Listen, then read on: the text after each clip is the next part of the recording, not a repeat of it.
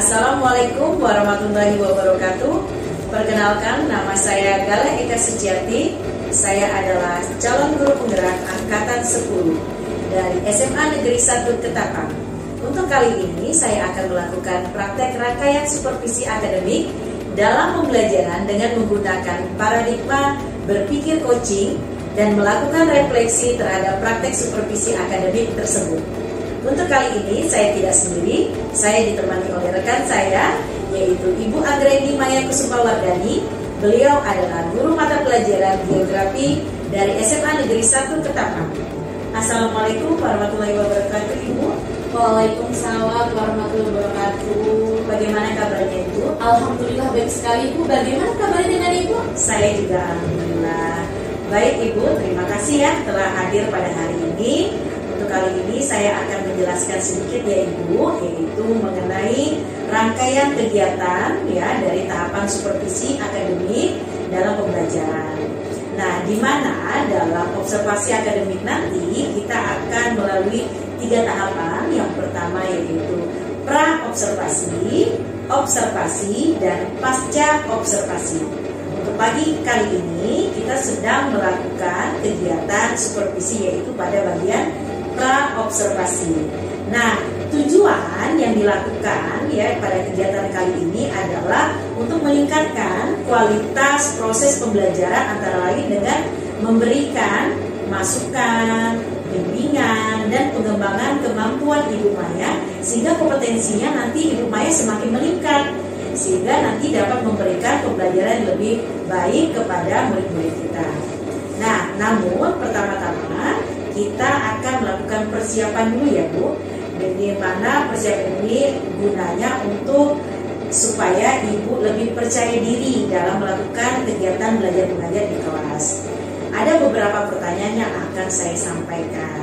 Yang pertama yaitu pada saat nanti kita akan melakukan observasi, kira-kira materi apa yang akan Ibu sampaikan pada pembelajaran nanti? Ya, baik, Bu. Jadi untuk observasi nanti saya akan menyampaikan materi tentang interaksi desa dan kota.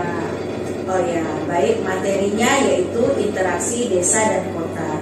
Nah, dari materi itu kira-kira tujuan pembelajaran apa yang ingin Ibu capai pada saat proses belajar mengajar nanti? Nah, untuk tujuan yang ingin saya capai dalam pembelajaran tersebut itu ada 2. Yang pertama, peserta didik dapat menganalisis dampak interaksi desa dan kota. Kemudian yang kedua, peserta didik dapat mengkomunikasikan hasil diskusi mereka berkaitan dengan interaksi desa dan kota. Baik, Ibu. Jadi saya tangkap di sini ada 2 tujuan pembelajaran, yaitu pertama kita akan mendapatkan nanti menganalisis interaksi desa dan kota. Setelah itu yang kedua yaitu siswa dapat mengkomunikasikan apa hasil dari pembelajaran interaksi desa dan kota. Nah, baik, selanjutnya pertanyaannya itu area pengembangan apa yang akan Ibu capai ya, yang akan Ibu kembangkan pada saat nanti proses belajar mengajar di kelas itu?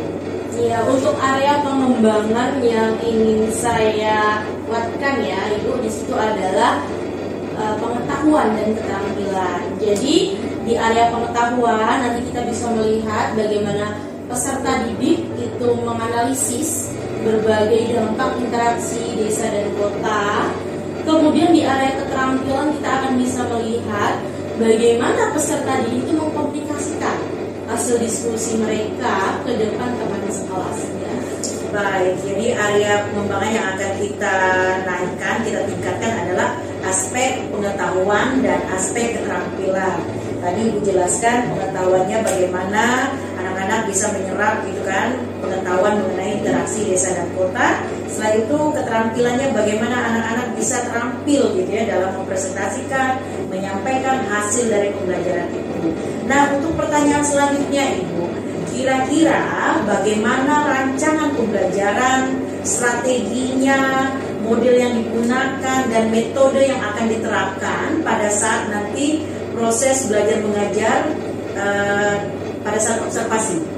Ya, jadi begini, Bu, untuk strategi pembelajarannya saya itu menerapkan pembelajaran berdiferensiasi, di mana di situ akan ada integrasi antara sosial dan emosional. Nah, selanjutnya nanti saya akan bagi siswa menjadi beberapa kelompok, itu berdasarkan kemampuan, pengetahuan, dan keaktifan siswanya.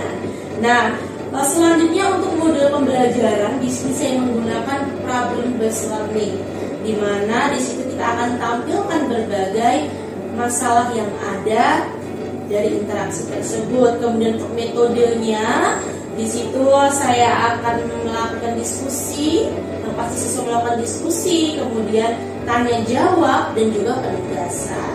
Iya, baik Ibu.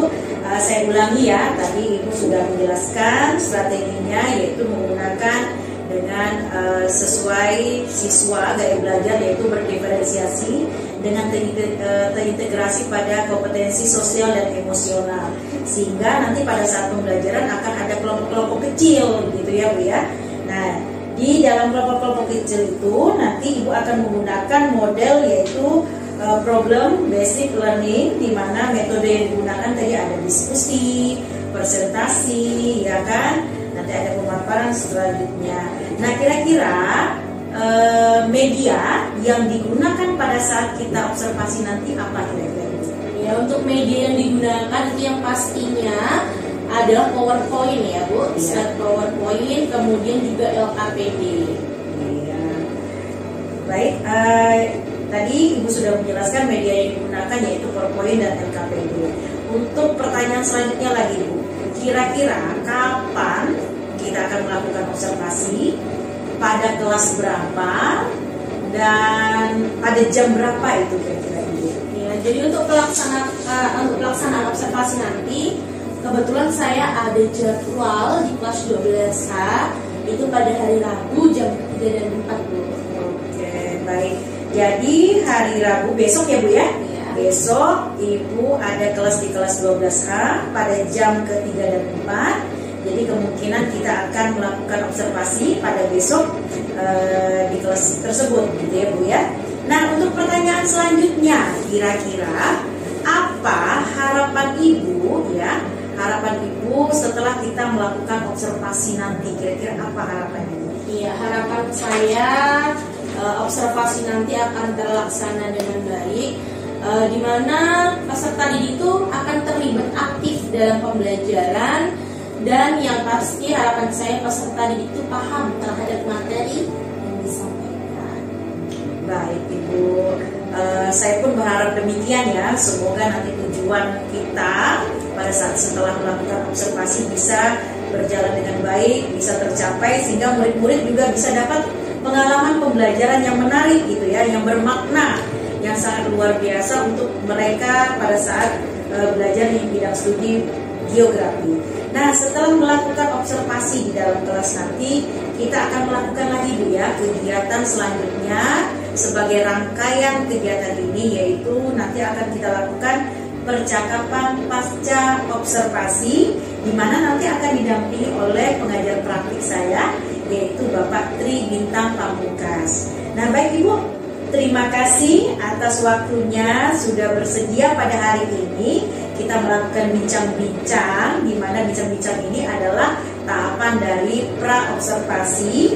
Jadi harapan saya nanti besok kita akan melakukan observasi seperti yang sudah Ibu sampaikan di kelas 12A tadi ya. Jadi harapannya semoga nanti semua pembelajaran itu bisa kita realisasikan sesuai dengan harapan dan rancangan pembelajaran yang sudah Ibu buat. Nah, baik, demikian percakapan kita hari ini. Semoga nanti pertemuan di kelas berikutnya kita bisa melakukan penilaian dan proses yang akan saya lakukan. Terima kasih Ibu, demikian yang dapat saya sampaikan ya. Itu tadi percakapan observasi kita. Jadi saya ucapkan terima kasih. Assalamualaikum warahmatullahi wabarakatuh. Waalaikumsalam warahmatullahi wabarakatuh. Terima kasih banyak ya Bu. Ya, Ibu. Baik, itulah percakapan pra-observasi kami ya. Mudah-mudahan bisa bermakna, bisa menjadi contoh untuk kita bersama dalam menjalankan sebuah aktivitas observasi melalui 3 tahapan, yaitu pra-observasi, observasi, dan pasca Wabillahi taufiq wal hidayah. Wassalamualaikum warahmatullahi wabarakatuh.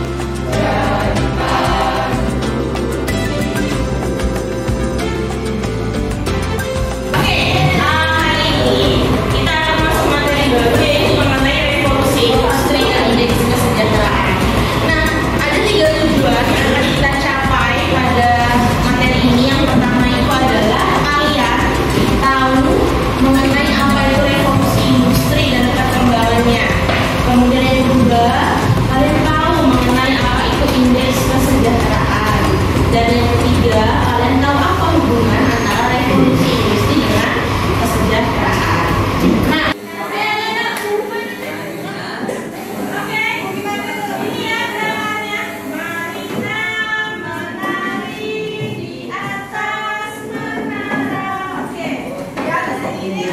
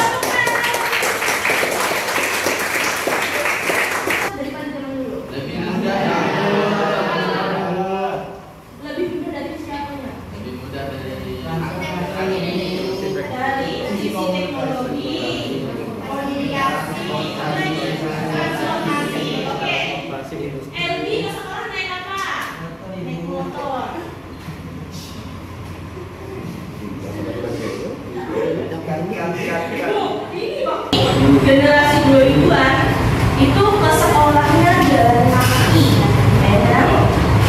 Mampu gak kira sekarang kalian disuruh jalan kaki?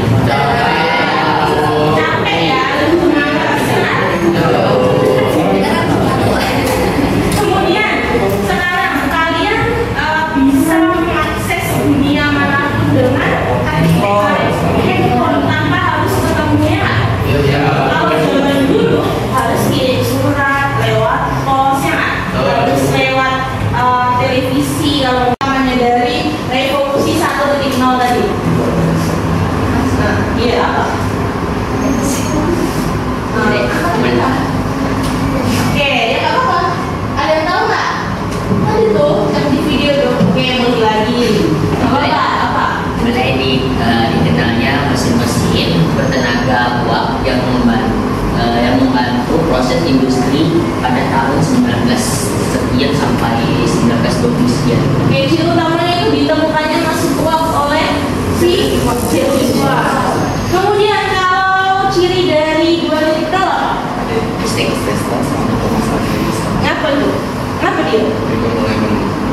Oke, Thomas Alva Edison sama si Tesla. Dia itu menemukan listrik ya,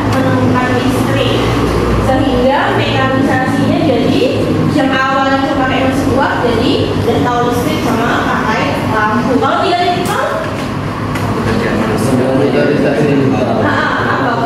komputerisasi. Jadi kalau zaman ibu SD itu, nah ini SD lagi ya, zaman SD itu mulai karena itu belum kenal laptop, komputer itu belum mesin tik, masih mengalami. Jadi ibu tuh mengalami mulai dari mesin tik sampai sekarang pakai laptop. Jadi kalau zaman mesin tik itu, kalian kalau nanti salah ya udah harus ganti, salah ganti. Kalau sekarang kan kita nanti salah bisa dihapus ya, kalau itu enggak. Jadi itu atasnya dimasukin. Pasti banyak pakai ChatGPT ya. Nah, kelihatan dari kata-katanya.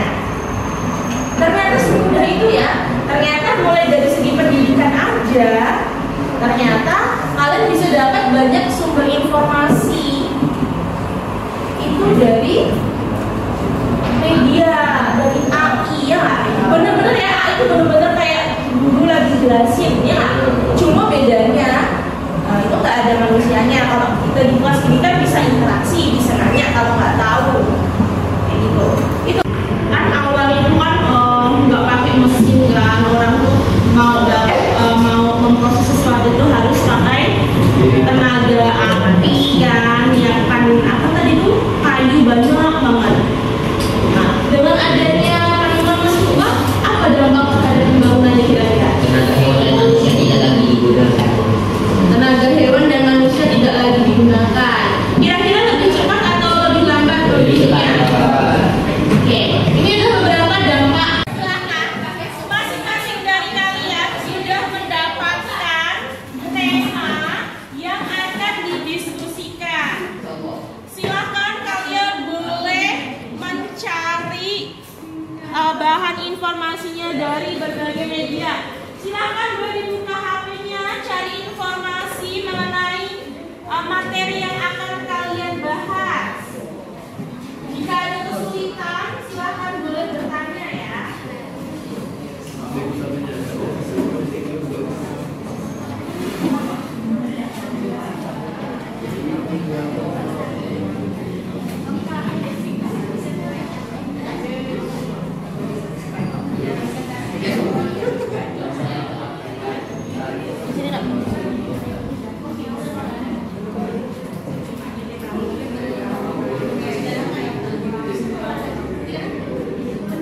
Duduk berkelompok sesuai kelompok yang sudah kita bentuk tadi. Silakan. Ya, silakan duduk. Sekarang kita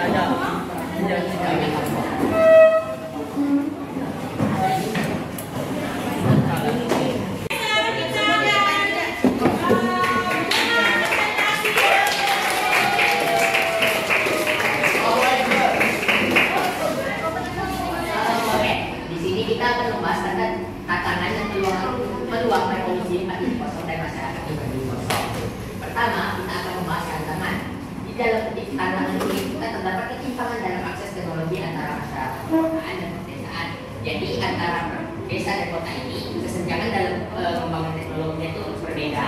Di kota lebih besar ketimbang pedesaan. Dan kedua, ketergantungan pada teknologi yang bisa mengurangi interaksi sosial secara langsung. Kita ini kan sering pakai gadget kan, jadi kita tuh nggak bisa interaksi secara langsung kayak sekarang ini. Kita kan saling ngomong kan. Dan ketiga, potensi peningkatan pengangguran secara otomatisasi. Dengan adanya robot dan AI secara itu mengurangkan lapangan pekerjaan yang dikerjakan oleh manusia. Dan peluangnya meningkatkan efisiensi di berbagai sektor seperti pendidikan, kesehatan, dan transportasi. Dan kedua, penggunaan teknologi untuk mengatasi masalah sosial seperti kemiskinan dan ketimpangan. Dan yang terakhir, desain ulang ruang kota dan lingkungan menjadi lebih pintar, ramah lingkungan, dan berfokus pada manusia.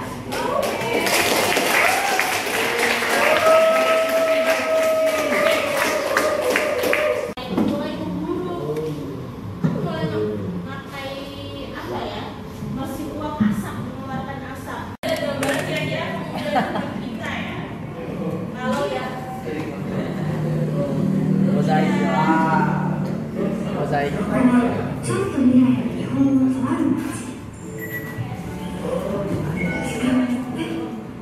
IoT や AI 技術によって叶えられるソサエティ5.0の社会です。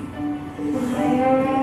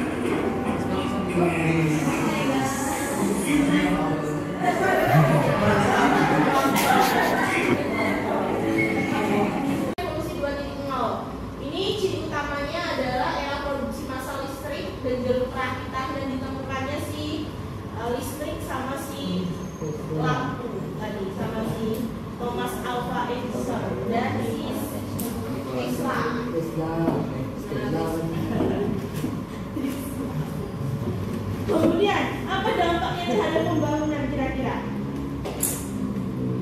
Sama Bu, kayak tadi Bu. Bisa bekerja di malam hari, Bu. Oh, bisa bekerja di malam hari. Jadi itu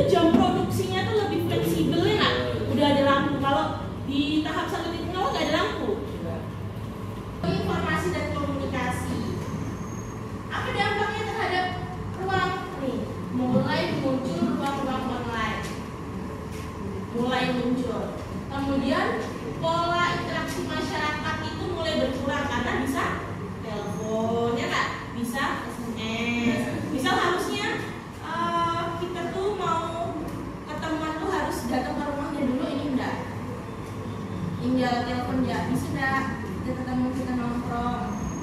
Oh bisa, oke lah. Kayak gitu. Kemudian mulai muncul pusat-pusat teknologi atau Silicon Valley. Mbak sosmed, terus apa lagi? Nah, benar. Pengalaman pribadi yang nih. Biasa aja.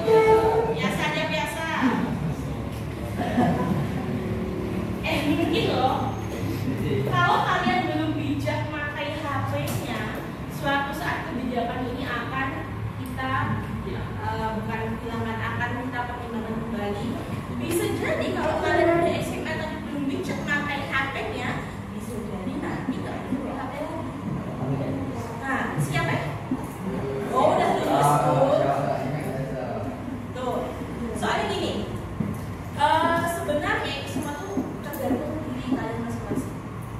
Kalau kalian itu bisa bijak, kalian sadar, oh ini saat aku di sekolah berarti saatnya aku belajar. Ya udah cari info-info berkaitan sama pembelajaran.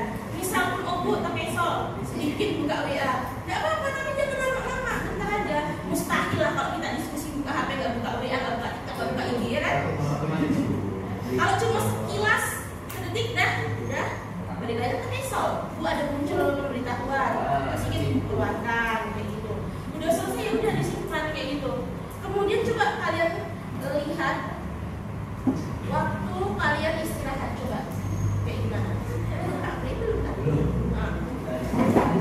Kalau pas istirahat gimana? Perasaan kalian apa yang kalian rasakan?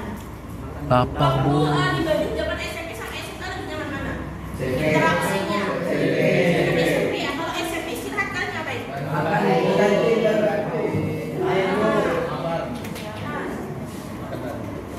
Oh iya, mabar, makan bareng.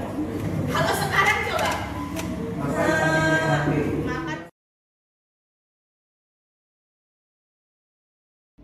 Assalamualaikum warahmatullahi wabarakatuh.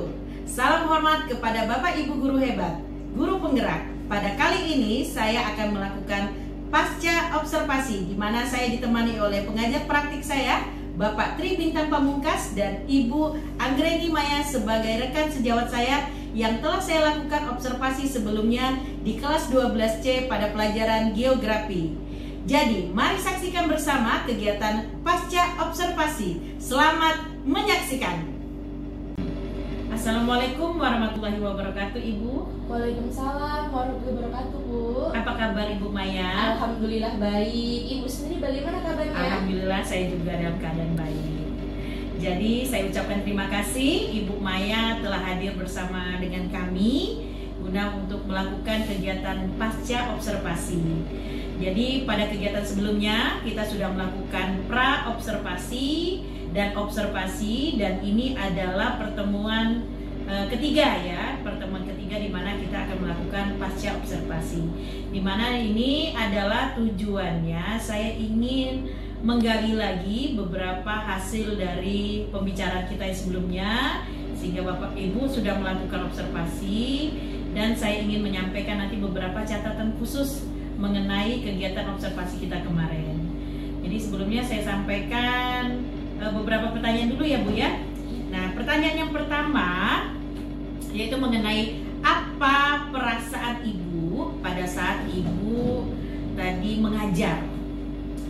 Baik, perasaan saya ketika mengajar tadi lumayan puas, tapi belum puas sekali. Kenapa demikian Bu? Karena dalam prosesnya memang sesuai dengan tujuan, tapi ada hambatan-hambatan yang membuat tidak berjalan lancar sekali.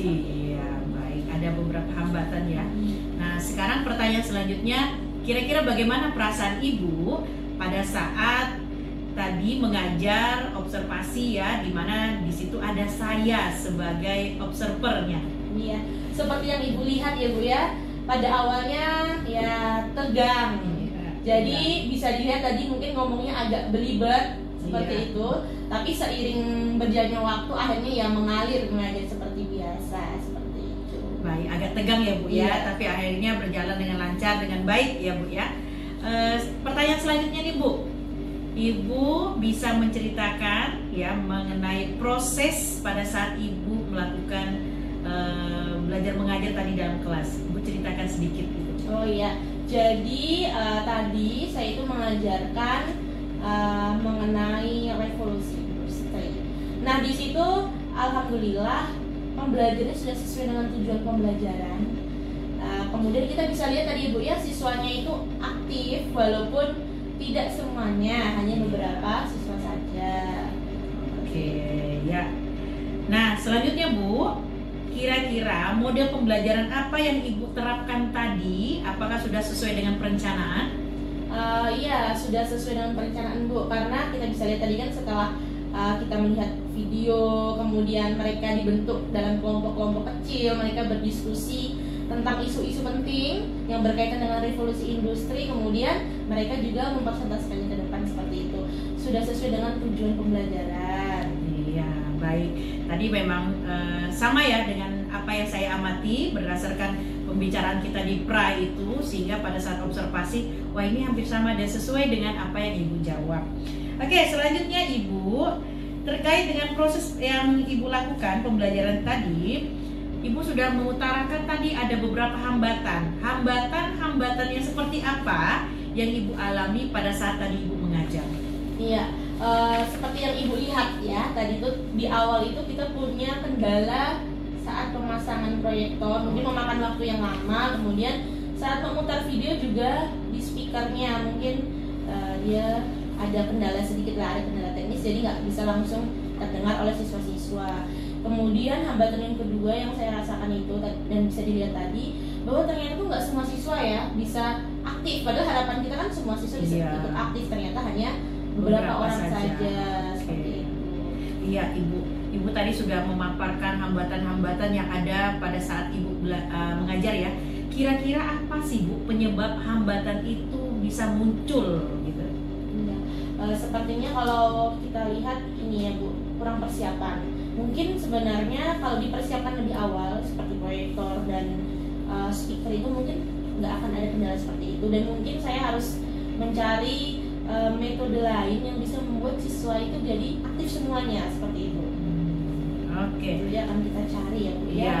Baik, Ibu sudah mengidentifikasi beberapa hambatan, di mana hambatan itu ada solusinya.